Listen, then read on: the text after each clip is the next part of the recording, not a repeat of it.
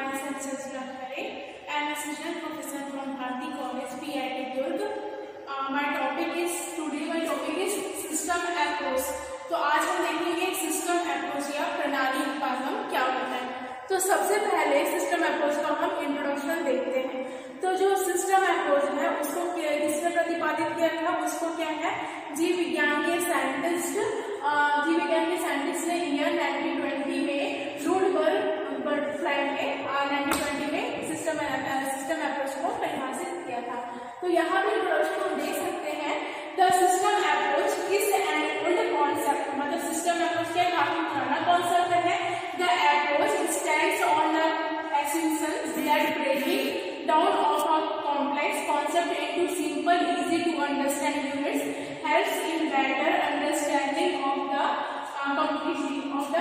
तो यहाँ पे क्या होता है, जो सिस्टम प्रणाली उपागम, जो प्रणाली उपागम या जो सिस्टम अप्रोच है वो यहाँ पे दो शब्दों से मिलकर बनेगी। मीनिंग में देख सकते हैं, सिस्टम अप्रोच 2 वर्ड से मिलकर बनेगी। तो सिस्टम और देन सेकंड है अप्रोच। तो यहाँ पे सिस्टम प्लस अप्रोच मिलकर क्या बना है, सिस्टम अप्रोच में क्या प्रणाली उपागम।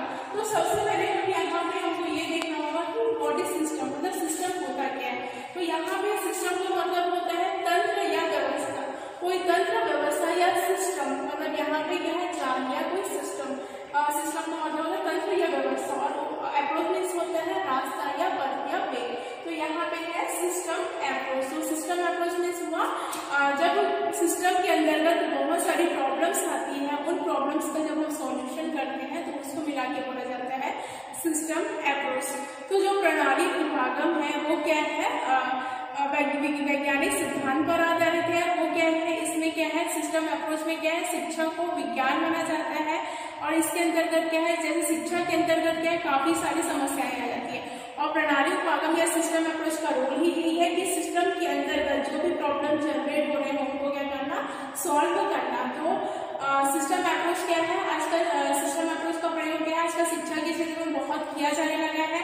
सिस्टम अप्रोच के द्वारा क्या है, हम एजुकेशन सिस्टम के अंतर्गत क्या है, वहाँ की समस्याओं को हम क्या कर सकते हैं, सॉल्व कर सकते हैं, वहाँ के प्रॉब्लम्स को हम सॉल्यूशन कर सकते हैं। जैसे हम सिस्टम का एग्जाम्पल देखे थे, सिस्टम मीन्स क्या होता है, सिस्टम या प्रणाली का हम एग्जाम्पल देखते हैं। जैसे सिस्टम का एग्जाम्पल है education system, railway system, banking system. तो ये सारे किसके एग्जाम्पल है, सिस्टम के एग्जाम्पल है। जैसे हम देखते हैं एजुकेशन सिस्टम, तो ये सिस्टम के एग्जाम्पल है। तो ये जो एजुकेशन सिस्टम है वो क्या है, बहुत सारे कंपोनेंट से मिलकर बना होता है, बहुत सारे कंपोनेंट से मिलकर बना होता है। और ये कंपोनेंट्स क्या है, इंडिविजुअली वर्क करते हैं और क्या है, आपस में क्या एक दूसरे से कॉन्टेक्ट करते हैं, आपस में एक दूसरे का क्या करते हैं, सहयोग करते हैं, आपस में एक दूसरे का क्या करते हैं, कोऑपरेशन करते हैं। तो जो सिस्टम क्या होता है, संगठित होता है, एक व्यवस्थित क्रमबद्ध रूप होता है। सिस्टम जो होता है एक व्यवस्थित क्रमबद्ध रूप होता है, जहाँ पे क्या सभी कंपोनेंट्स मिलकर कार्य करते हैं और कार्य करके उस प्रणाली, मतलब जो भी प्रणाली के लिए वो कार्य करता है, उस प्रणाली को क्या इफेक्टिव या प्रभावशाली बनाया जाता है। तो जो सिस्टम है क्या है, वो कंपोनेंट्स का जाल होता है, बहुत सारे उसके अंतर्गत क्या है, कंपोनेंट्स काम करते हैं और कंपोनेंट्स एक दूसरे से कनेक्ट होकर काम करते हैं, एक दूसरे के साथ सामंजस्य स्थापित करके काम करते हैं। तो ये जरूरी हो जाता है कि जहाँ पे बहुत सारे कंपोनेंट्स या भाग होते हैं और जब पे मिलकर कार्य करते हैं तो वहाँ पे क्या है, कुछ ना कुछ प्रॉब्लम्स क्या है जनरेट होती रहती है। चाहे आप एजुकेशन सिस्टम में देख लो, चाहे या रेलवे सिस्टम में देख लो, है ना। रेलवे सिस्टम में क्या है, टिकट कलेक्टर से लेके रेल मंत्री तक, मतलब सभी सारे ये क्या है कंपोनेंट्स आते हैं जो क्या है रेलवे सिस्टम के लिए क्या करते हैं, वर्क करते हैं। लेकिन वर्क करते हुए भी क्या है, उस सिस्टम के अंदर मतलब, और जो प्रत्येक सिस्टम है क्या है, वो एक निश्चित उद्देश्य को लेकर कार्य करता है।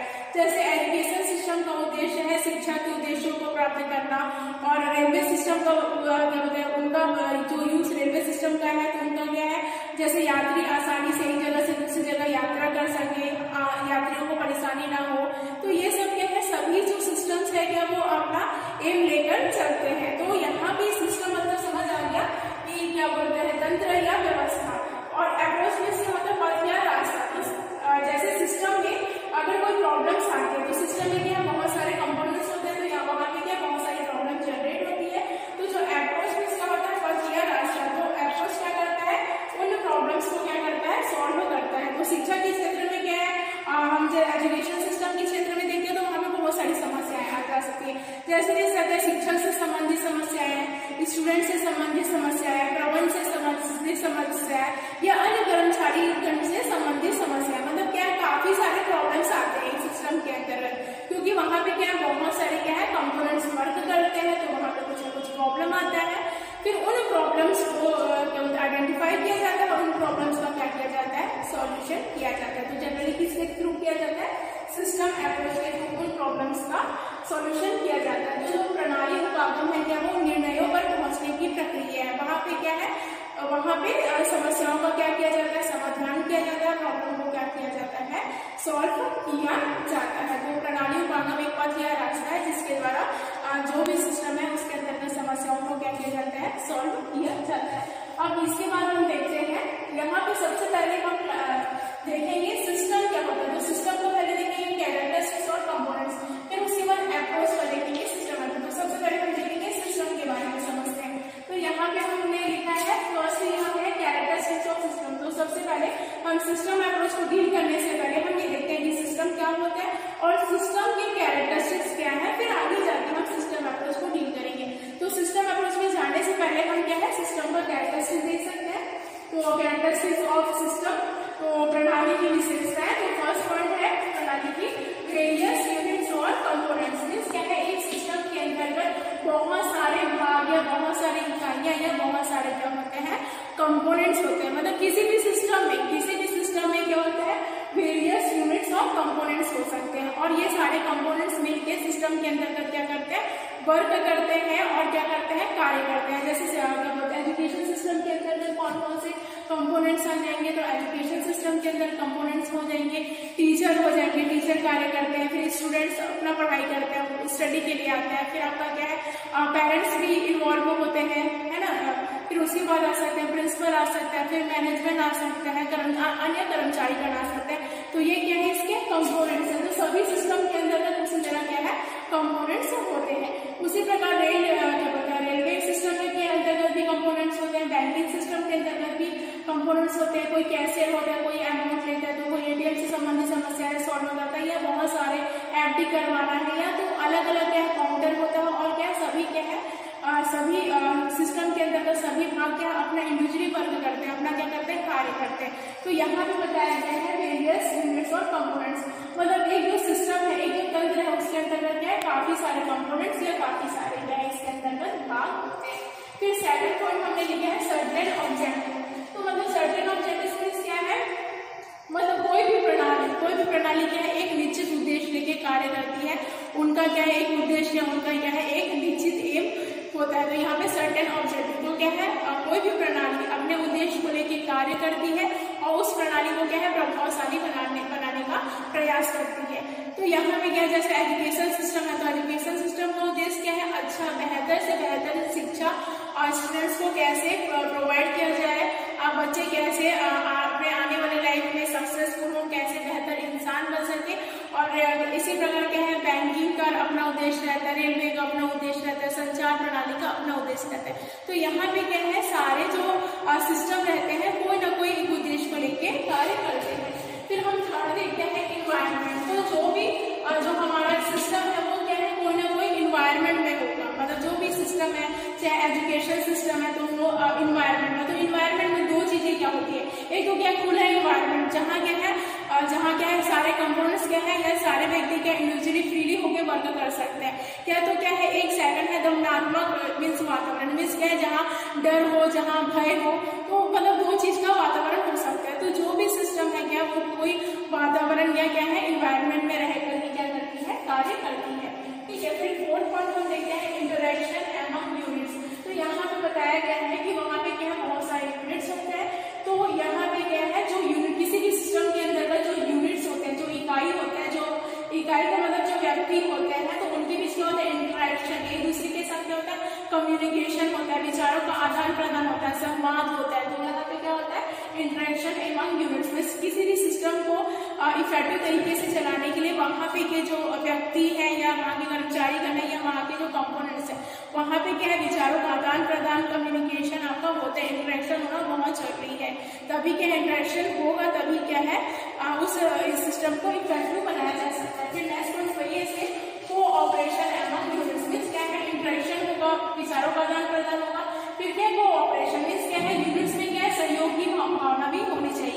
मतलब एक दूसरे से मिलजुल कर कार्य करने की क्या होनी चाहिए, क्षमता होनी चाहिए, और इंटरेक्शन होना चाहिए, कोऑपरेशन, सहयोग की क्या होनी चाहिए, भावना होनी चाहिए। फिर है executive freedom of components, means क्या है,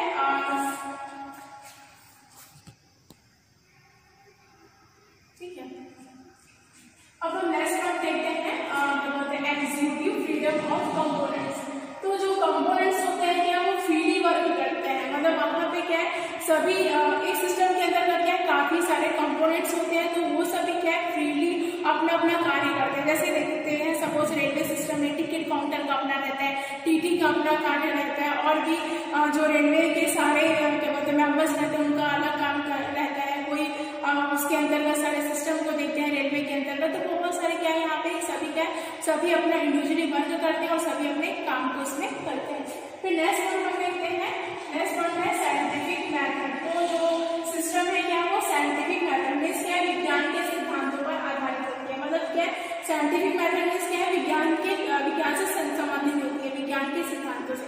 तो विज्ञान के सिद्धांत क्या होते हैं, क्रमबद्धता, स्टेप बाय स्टेप होता है, कोई भी ऑर्डर है ना स्टेप बाय स्टेप होता है क्रमबद्धता, फिर व्यवस्था, मतलब सभी चीजों को क्या किया जाता है मैनेज किया जाता है, स्टेप बाय स्टेप स्टडी की जाती है, उसका मैनेज किया जाता है। तो जो प्रणाली उत्पादन या जो सिस्टम अप्रोच है वो क्या किया जाता है, क्या करता है किसी भी जो प्रणाली है उसका क्या है वैज्ञानिक तरीके से उसकी क्या करती है स्टडी करती है, वैज्ञानिक तरीके से उसका क्या करते हैं अध्ययन करते हैं कि सही कि किसी भी सिस्टम के अंतर्गत जो सभी कंपोनेंट्स काम कर रहे हैं सही तरीके से कर रहे हैं कि नहीं, स्टेप बाय स्टेप उनमें काम हो रहा है कि नहीं, सभी अच्छे से काम कर रहे हैं कि नहीं, उनका वर्क एफिशिएंसी कैसा है, किस प्रकार वो वर्क कर रहे हैं।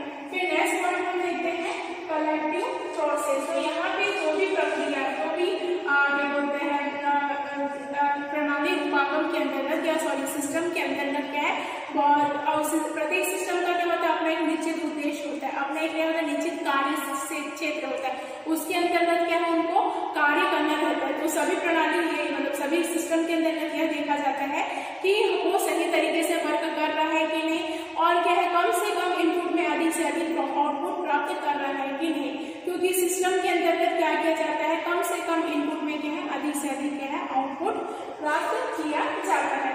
फिर यहाँ पे देखते हैं नेक्स्ट पॉइंट है सब सिस्टम्स, मतलब सब सिस्टम क्या उप प्रणालियां। तो देखो सिस्टम के अंतर्गत क्या काफी सारे उप प्रणालियां या क्या है सब सिस्टम्स होते हैं। तो जो सब सिस्टम्स उन्हीं को बोल रहे हैं जो क्या सिस्टम के अंतर्गत क्या है जो सारे कंपोनेंट्स जो उप प्रणालियां होती हैं जो अपना कार्य करती हैं उनका अपना एक निश्चित उद्देश्य होता है, एक निश्चित कार्य क्षेत्र होता है, एक निश्चित है कि उनकी वर्क एफिशिएंसी होती है। तो इस प्रकार क्या है मोटिव ये निकलता है कि जो प्रणाली जो सिस्टम के अंतर्गत है तो सिस्टम के अंतर्गत क्या है बहुत सारे कंपोनेंट्स होते हैं, ये कंपोनेंट्स एक दूसरे के साथ मिलकर कार्य करते हैं और सभी को अपना इंडिविजुअली वर्क होता है, अपना इंडिविजुअली कार्य करते हैं, एक दूसरे से संवाद स्थापित करते हैं, एक दूसरे से इंटरेक्शन होता है और उनके बीच क्या होता है कोऑपरेशन होता है, तभी क्या है वो प्रणाली बहुत अच्छे से वर्क कर सकती है और प्रणाली को इफेक्टिव बनाया जाता है। बट क्या है कहीं सिस्टम के अंदर का क्या बहुत सारे भाग बहुत सारी इकाइयां होती है, तो वहाँ पे क्या है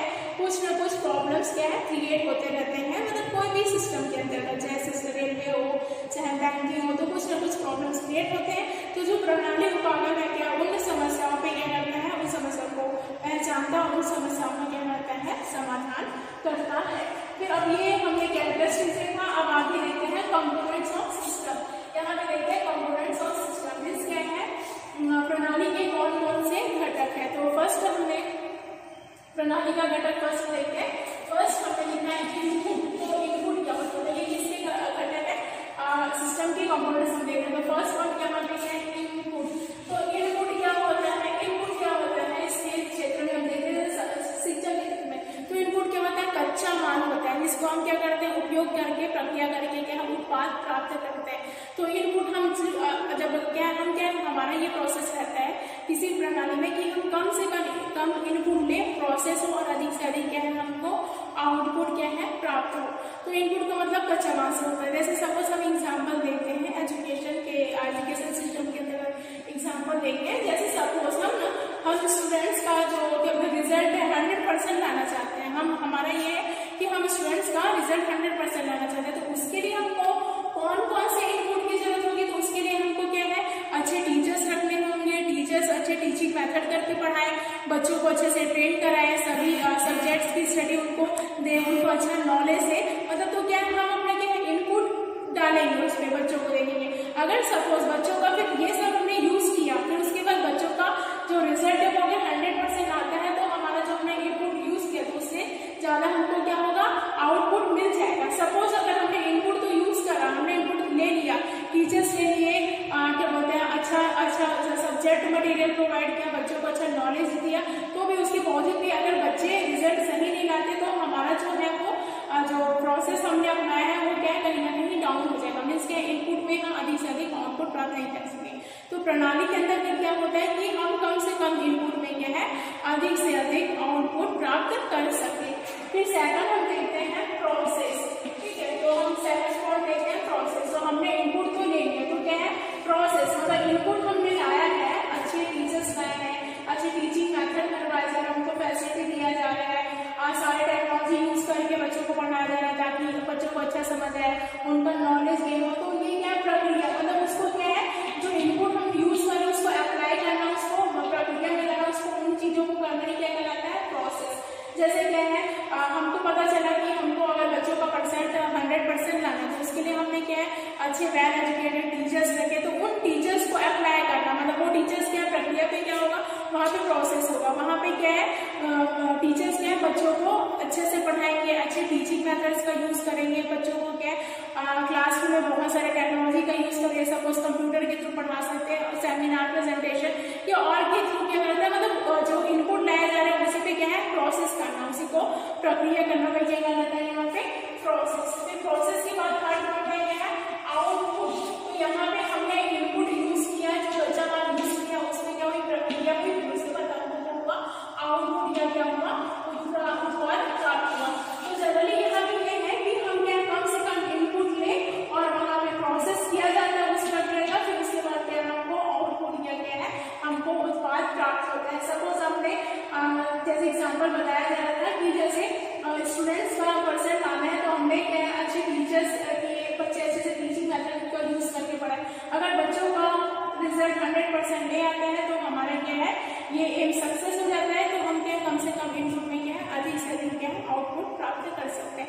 इसी प्रकार किसी भी चीज का मैन्युफैक्चर में या किसी भी चीजों में या सारी कंपनीज में नहीं सकता है कि हम माल लाते हैं और फिर उसमें प्रोसेस चलता है या कोई उत्पाद या कोई प्रोडक्ट बनाया जाता है तो हम यूज करते हैं, तो हमारा क्या प्रोडक्टिविटी बढ़ाना, मतलब अच्छे से अच्छा उत्पाद देना, अच्छे से अच्छा क्या परिणाम देना, क्योंकि परिणाम के बाद ही क्या उस सिस्टम को क्या प्रभावशाली बनाया जा सकता है।